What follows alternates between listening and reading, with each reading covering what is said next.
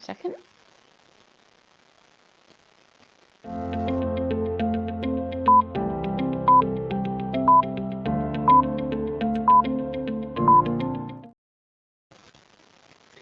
Hello, everyone, and welcome. We are so excited that you're here. You're with myself, Dina Redinger, and my co host today, Sharon Weinstein, and we have another amazing guest. So, I wanted to just give you a warm welcome to the Think Differently by Design listening tour with your host, as I said, Sharon and I. And we are also co authors of a book called Think Differently 18 Strategies to Fix Broken Thinking.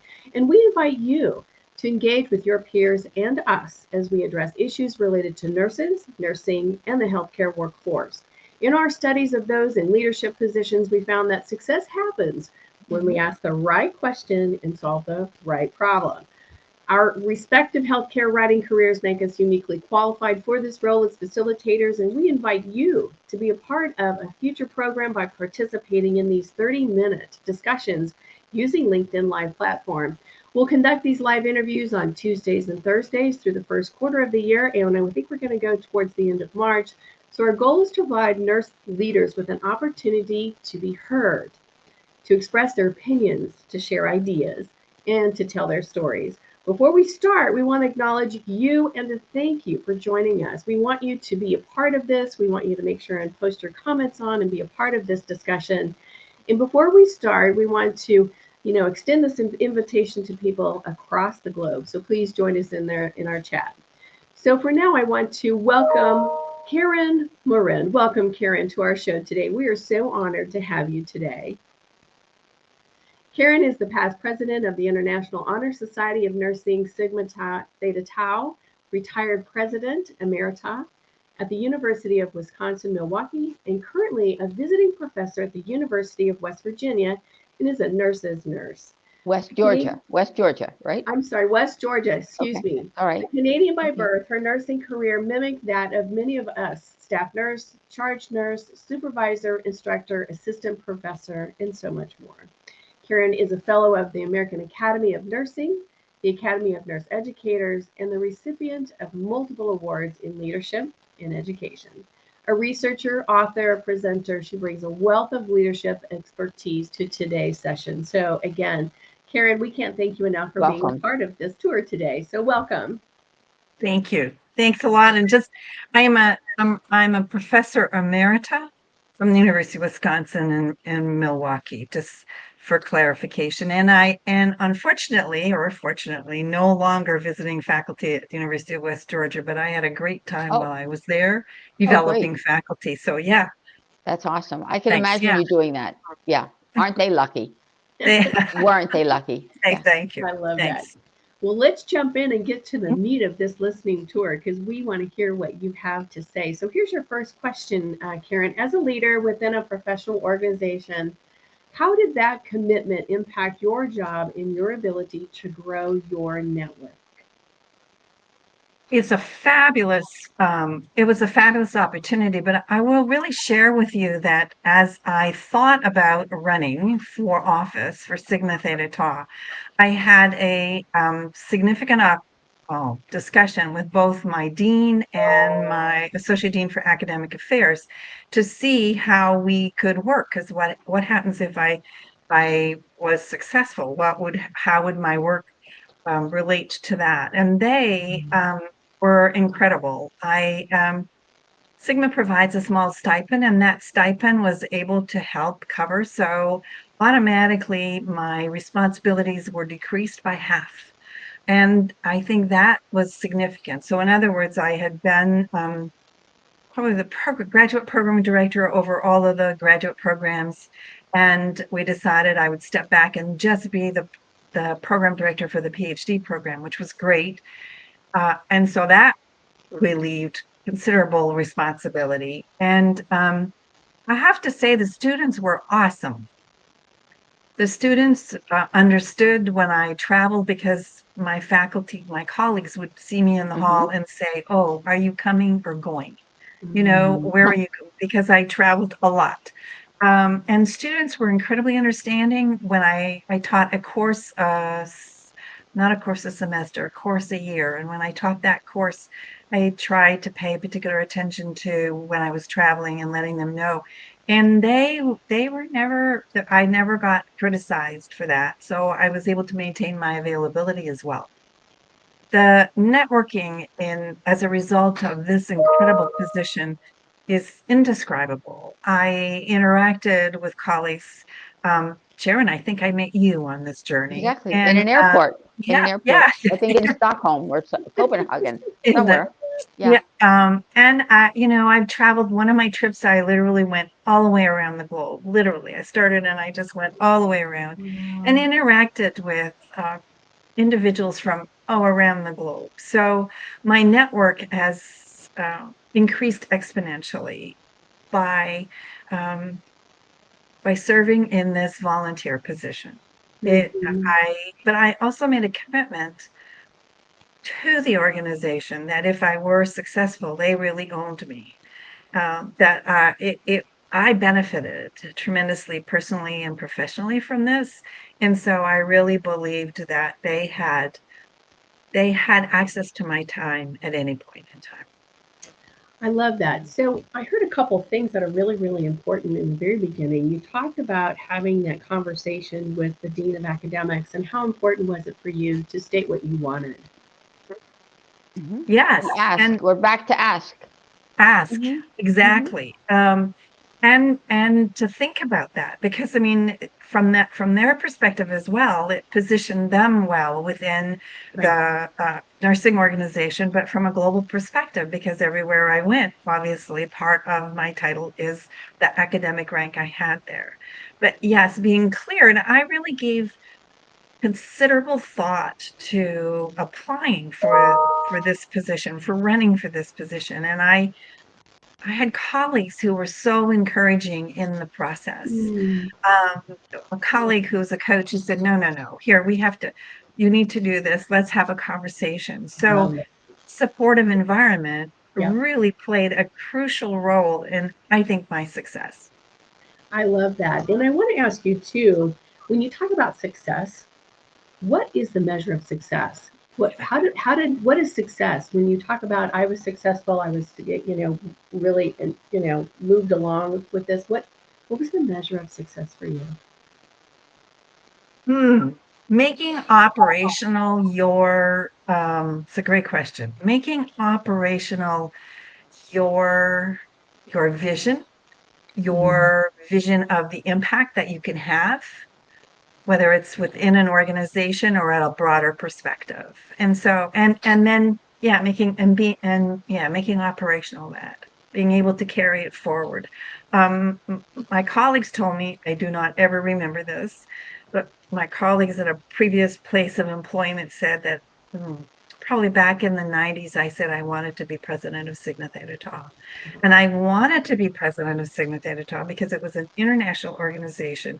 And because up until 3 years ago, 4 years ago now, I was an immigrant, right? Right. Because I'm a Canadian coming to this country. I was only coming to this country for 2 years, and I have stayed many, many more years.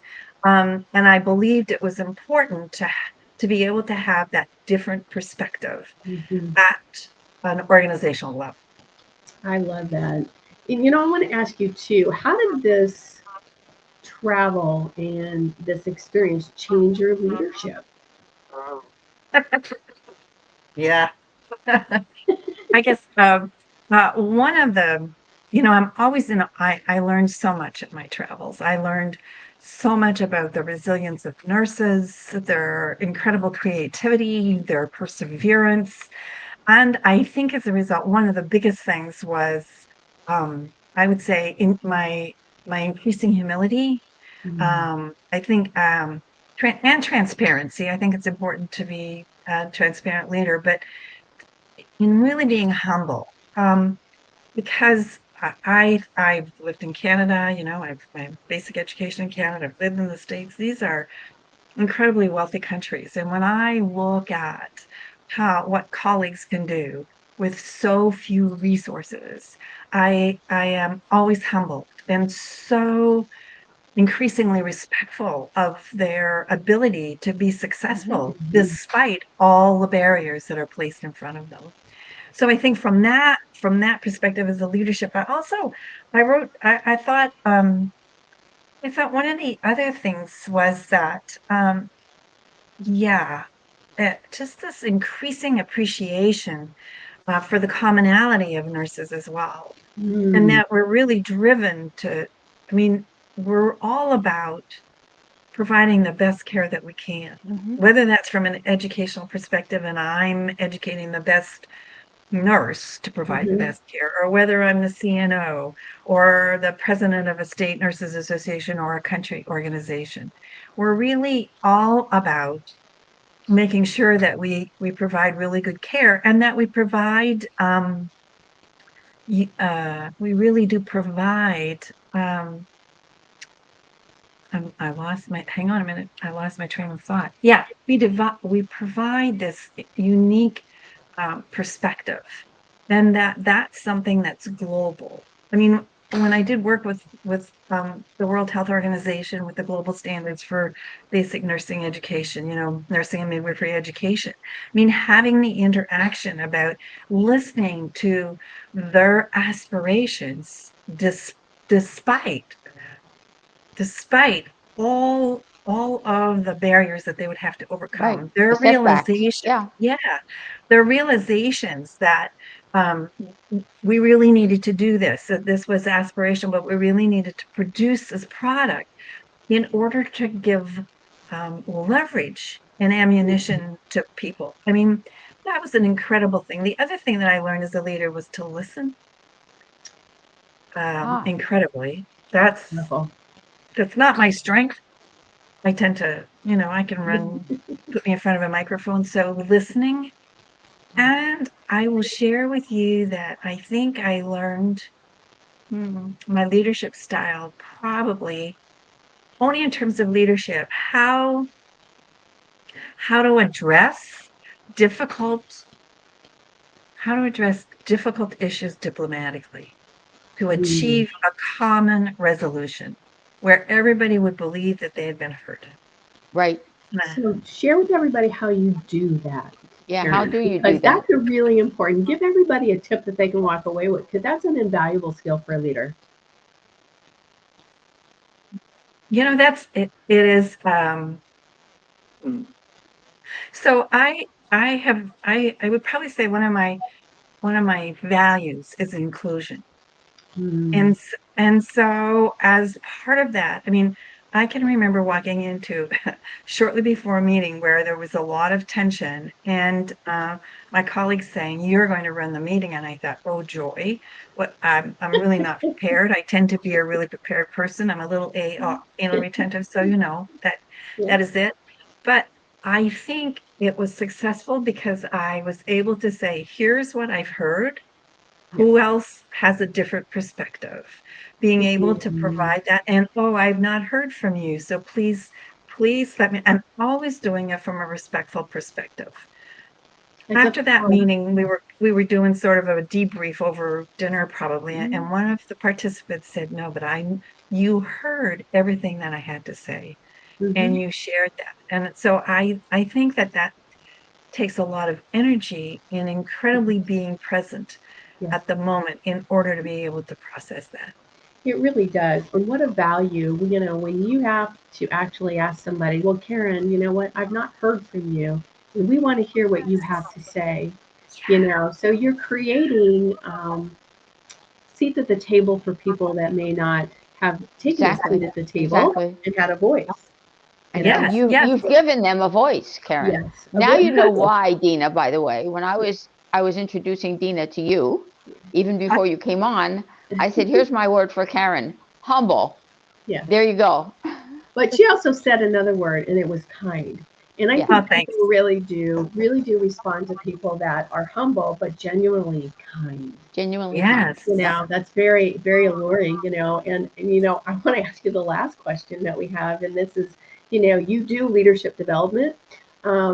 What do today's leaders need to know about workplace environment and its impact on retention? Because this is a nice segue to this last question. It's a great, and I really appreciate that question because I thought, well, I'm not a CNO. I'm a retired individual, but I've really worked in leadership, and I really listened carefully, and I've worked with people in that area. My intense involvement with Sigma's leadership academies, I think, really have helped me think in leadership in different ways. But I think, and I wrote these down. I think it's incredibly important. It's in this day and age to establish good work balance relationships. And as a leader, one needs to be aware of that. I do think that one approaches that by making sure that one demonstrates appreciation. Koussis and Posner call that encourage the heart. So making sure that you appreciate folks, but it also means uh, respecting them and providing opportunities for growth. I think one of the hardest things that leaders my age struggle with is stepping back. So it's that Koussis and Posner enabling others to act we were talking about earlier. What are the opportunities that I can provide as a leader that will also help encourage you and show you that there's opportunity for growth within our organization at different Mhm. levels, being astute, having conversations, being respectful. Let me look and see because I really did. Given I was in the literature to make sure. The literature indicates also frequent feedback. You're doing well. Here are ways that you can improve.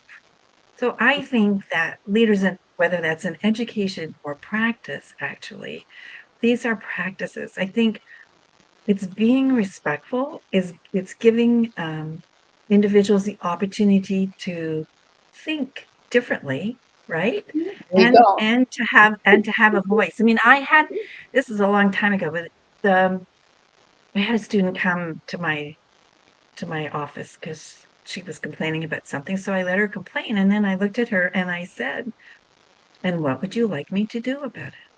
And her response, she was totally quiet. And then she said, "Well, I don't think anything. I just needed To to vent. to vent, to share it with you." So I Mhm. think that really becomes important. It's giving individuals ownership of their work as well. I think that is so really key. Yes. You have the ability to do this, do it. It goes back to that decision. It's one of those things to be able to share what you think and what you need, right? But then there's got to be a step where you've got to decide to take that next step. What do you want to do? Sharon and I talk about this a lot. I think most people struggle with really clearly understanding what is it you need and what do you want from your employer, from your job, from your life. And people don't take time enough to be able to articulate what it is they really want. And I think so. And part of that, and yes, I agree. What is it that I want, and what's my responsibility? I've always believed that I'm part of the solution. Somehow, my parents must have instilled that into me, a long time ago. That Mhm. I'm part of the solution. So if there is something that is an issue with Mhm. me, whether it's irrespective of where, Right. um, I I I take action. I assume responsibility for I may not have the solution or the best solution, but at least my responsibility is bringing it to the fore. Yeah. Now, You take I've ownership. You take ownership. exactly. I take ownership for it because I'm in control of my environment. And I think that that's a hard thing oftentimes because we have regulations and everything else going on, particularly in healthcare and acute care settings. That was the one thing that really impressed me when I did this part-time job as the director for the Center of Nursing Inquiry at one of our local institutions, because that was a magnet institution. And I had staff coming to me to say, okay, I'm seeing this issue on my unit. What can we do about it? Do we do a review of the literature? Can we do some research? How can I help develop? And I thought, whoa, they're taking ownership. They're Love it. recognizing it. Yeah, Yeah. So that I was love great that. fun. Yeah, Great fun. so I wanna circle back around too and ask you to share with leaders in healthcare right now. what are a couple of good tidbits and tips that they can start to strategize about around retention? Mm. Well, I think I don't think it is necessarily financial. I think it is more creating that what I call it creating a welcoming environment. Mm-hmm. So it really flows from the conversation we've just been having, right? Right. So what's the kind of structure that provides opportunities for staff to have input and to have their input recognized, Right. acknowledging that my input may not change, but at least my input has been heard. It is about being respectful of your workers and knowing your workers. You know, I happened to go to Saudi Arabia to and toured a healthcare facility. And what so impressed me, it was not a small facility, is that when I walked around with the CNO, she knew all their names. Now, I probably could There you never do go. that. But boy, to me, I mean, that was years ago, and that still resonates with me. So it is taking the time to know people. It is really all about relationships. Yes. And Go ahead, Karen. and that takes time, but I really I think I probably my leadership functions on relationships. I am a relationship building kind of person. And I think you're much more effective when you build those kinds of relationships. Now, it doesn't mean you're in everybody's life and it's a horrendous if you got thousands of staff, but making the effort in small ways Yeah. to be able to accomplish that, I think is key. Yeah, I was at a nonprofit fundraiser for one of the nurses that we interviewed on our tour. A very interesting conversation. I saw her that night, and she's doing a lot of regional work with Mm, a lot of hospitals in her system, and they're getting ready to hire a CNO. And one of her first questions is, "How will you dress when you come to work?" And she said, "If they don't dress in scrubs, she goes, they're not even a candidate because you have to look like them to be a part of them."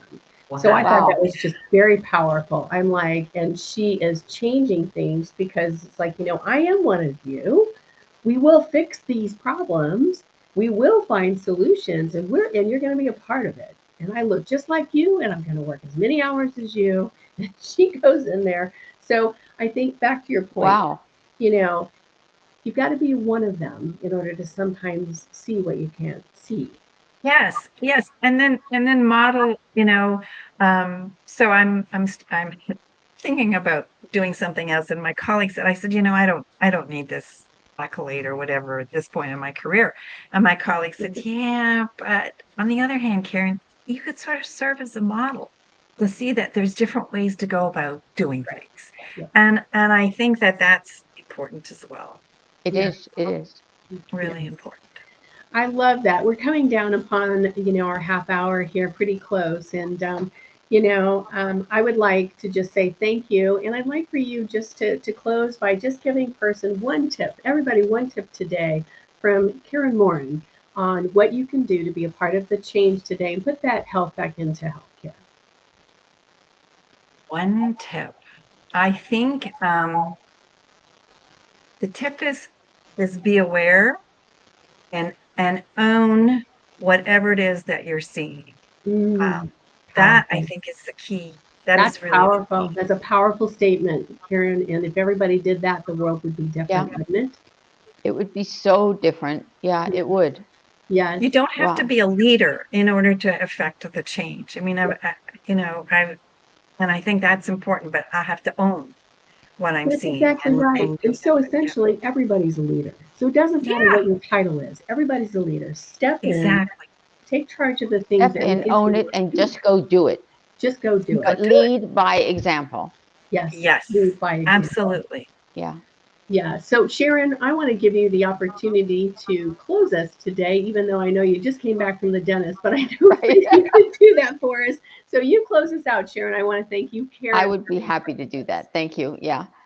Um, it is time for a close and an invitation for all of you to join us again as we welcome another one of your peers to our program. We'll be broadcasting, as Dina said, every Tuesday and Thursday at 12 noon Central, 1 o'clock Eastern Time for 30 minutes on LinkedIn Live. If you'd like to participate during the month of March, please reach out to us. February is booked, but we're happy to hear from you and book you for March. Please let us know. Again, Karen, thank you so very much. Bless you Yes. Thank for you. being with Thank us you today. for the, You I am, are a role model. Yes. You are a role model. You model the behaviors that young nurses who will be taking care of us someday, yeah, really want to emulate. So thank you so very much. Thank you, thanks. Thank Karen. you. Take I'm care. incredibly Take honored care. that you should ask. Thank you for this Please. Thank you. opportunity.